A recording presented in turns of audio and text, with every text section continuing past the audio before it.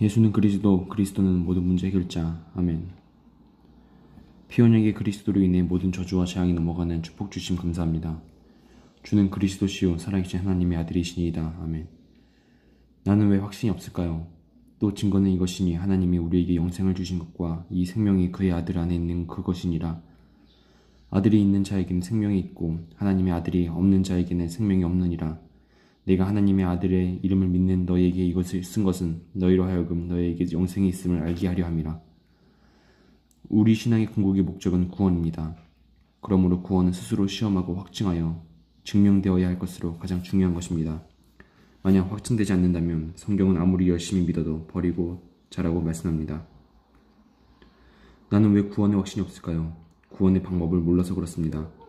모든 종교는 행위로 구원받는다고 가르칩니다.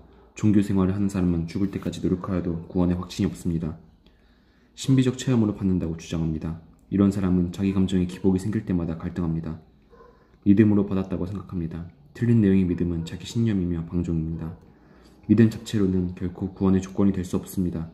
성경에서 말씀하는 구원은 오직 하나님의 은혜로 값없이 선물처럼 받는 것인데 하나님의 언약인 구원의 복음을 믿음이라는 수단을 통하여 나의 것으로 만드는 것입니다.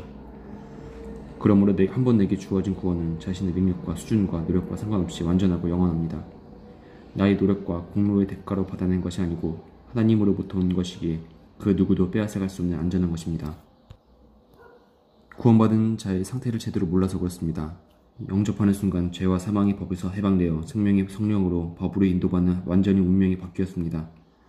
예수 그리스도를 믿는 순간 영생을 얻었고 심판에 이르지 아니하며 사망에서 생명으로 옮겨졌습니다.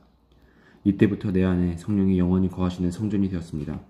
하나님의 자녀가 되는 신분과 권세를 주어졌습니다. 땅끝까지 증인되는 약속을 주셨습니다. 구원받은 자의 특권을 몰라서 그렇습니다. 성도는 영원히 망할 수 없는 반석 같은 신분입니다. 음부의 권세와 사단을 결박할 권세를 성도에게만 주셨습니다. 기도응답의 특권을 성도에게만 주었습니다. 믿음으로 믿음에 이르는 믿음의 방법을 몰라서 그렇습니다. 다른 데서 증거를 찾지 말고 오직 하나님의 말씀의 약속을 붙잡으면 가장 확실합니다. 하나님의 절대 주권을 인정하고 작은 믿음으로부터 시작하면 됩니다. 예배를 회복하는 작은 실천으로 시작하면 됩니다.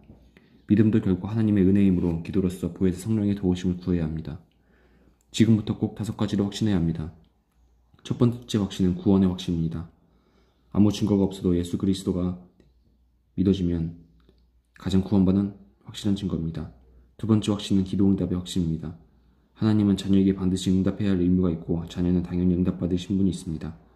세 번째 확신은 성령 인도의 확신입니다. 모든 일에 성령의 실제성을 인정하면 세미한 성령의 인도를 받습니다.